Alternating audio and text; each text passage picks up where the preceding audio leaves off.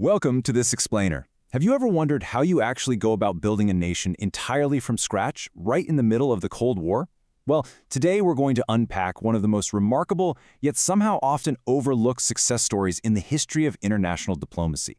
We're looking at how the United Nations successfully navigated decades of intense Cold War gridlock, brutal regional warfare, and the horrific system of apartheid to help birth an independent, democratic Namibia. It was a literal game changer. A mission that fundamentally shifted how the entire world approaches peacekeeping. To break down this incredibly complex history, we've organized our explainer into 5 chapters. Decades of illegal occupation, the peace plan delayed, a mission almost derailed, winning the local trust, and finally, a blueprint for peace. Chapter 1. Decades of illegal occupation. Okay, let's dive right in. The road to Namibian independence was, well, anything but short. Namibia, which used to be known as Southwest Africa, has a deeply tragic early history. Following German colonization, where colonists actually committed genocide against the local Herero and Nama tribes, South Africa occupied the territory in 1920 under a League of Nations mandate. Fast forward to the late 1950s, and South Africa had firmly institutionalized its oppressive system of apartheid there. Naturally, this sparked an armed conflict with the Southwest African People's Organization, or SWAPO. In the international community, they pushed back hard. By 1966, the UN General Assembly totally revoked South Africa's mandate, and then in 1971, the International Court of Justice officially ruled that South Africa's presence was entirely illegal. The verdict was in. They had to leave. But did they? Not exactly. Despite those definitive legal rulings, the reality on the ground just didn't budge. The United Nations Council for Namibia even passed a decree in 1974 specifically to protect the territory's natural resources, basically trying to stop unauthorized groups from exploiting the land's immense mineral wealth. Yet South Africa stubbornly defied the international community. They completely ignored the UN, continued their illegal administration, and kept enforcing apartheid laws. And the result was a devastating, decades-long guerrilla war. Chapter 2. The Peace Plan Delayed. You see, a diplomatic breakthrough actually seemed possible way back in 1978. The UN Security Council approved Resolution 435, which laid out a really clear settlement proposal. But the global politics of the Cold War quickly stepped in and completely stalled this peace plan for 10 agonizing years. And this brilliantly illustrates the geopolitical gridlock of that era. Namibia's freedom was essentially held hostage by what was known as the linkage policy. The US, the UK, and South Africa demanded that 50,000 Cuban troops, who were fighting alongside a Marxist-sympathetic government in neighboring Angola, had to be withdrawn before Namibia could get its independence.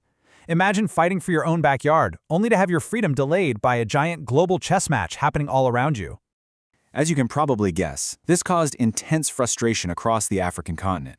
Take a look at this 1985 Organization of African Unity resolution. It heavily criticized both South Africa and the US for tying Namibia's fate to extraneous Cold War issues. This delay wasn't just some minor political footnote, it literally meant another decade of violent conflict and suffering for the Namibian people, right up until the superpowers finally hit a military stalemate and began to thaw their relations. Chapter 3. A Mission Almost Derailed. Eventually, changing global geopolitics, economic sanctions, and the huge financial toll of the ongoing war brought everyone back to the table.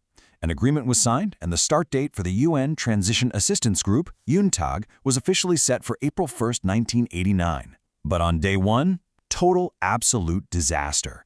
Because of severe budget disputes at the UN earlier that year, the mission's funding had been slashed almost in half. So when violent border clashes suddenly erupted on April 1st between returning SWAPO fighters and local security forces, UNTAG was caught completely off guard.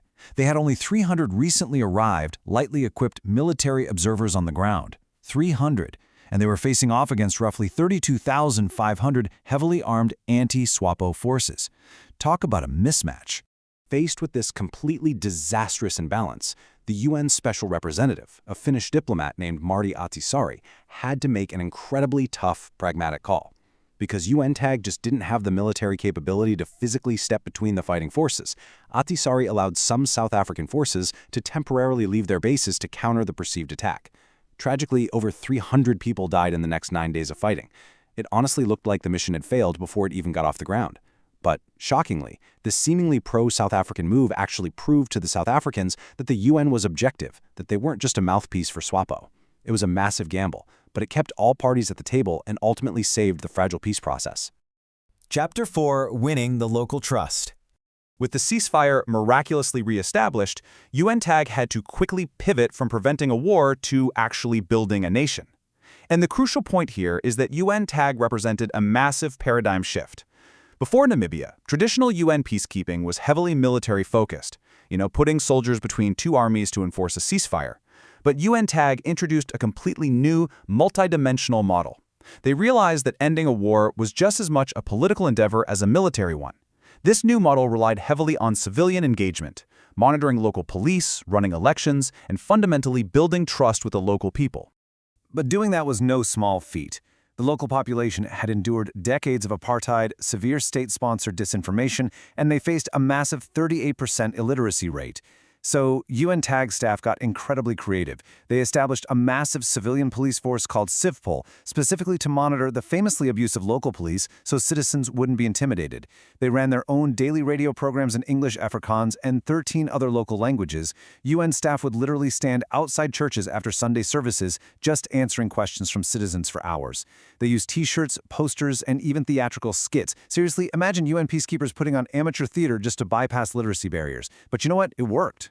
By decentralizing their offices across 42 different districts, they became the actual eyes, ears, and voice of the international community. UNTAG deployed nearly equal numbers of military and civilian staff, and, incredibly for the time, they integrated an unprecedented 40% women into their civilian staff, a truly staggering number for 1989. Experts note this really helped them better adapt to the local needs of both men and women. At the end of the day, flying the UN flag wasn't about military might. It was about establishing deep moral authority and proving their absolute objectivity to the Namibian people. Chapter 5: A Blueprint for Peace. So how did this grassroots trust building actually create a democratic nation? Well, the operation meticulously executed a step-by-step plan. First, they peacefully demobilized the remaining combatants, basically integrating former bitter enemies into a single, unified Namibian army. Second, working with the UNHCR, they smoothly and safely repatriated thousands of refugees. Third, they forced 9 of the 10 competing political parties to sign and adhere to a strict electoral code of conduct to stop voter intimidation. And finally, in November 1989, they held an election supervised by thousands of UN monitors. The result of all that hard work? An absolutely unbelievable 97% voter turnout. 97%! Following that historic election, the newly formed assembly had to sit down and write a constitution. Since no single party won a supermajority, SWAPO and their rivals literally had to negotiate. The resulting 1990 constitution was a total triumph of dialogue and compromise between former fierce enemies. It's perfectly captured in this powerful reflection by Namibia's first Prime Minister, Theo Ben-Gurigrab, who noted that they debated every single aspect until they reached a true consensus, creating a document that served as a victory, a shield, and a guide for their future. UNTAG proved that ending a war takes way more than just putting soldiers between two armies. It requires authentic, local engagement, which leaves us with this final thought to consider. In a world that is still so heavily fraught with conflict, how might UNTAG's incredible success in prioritizing civilian dialogue, local trust, and moral authority over brute military force serve as a blueprint for the future of peacekeeping? That's all for this explainer. Keep asking questions and keep looking closely at the history that shapes our world today.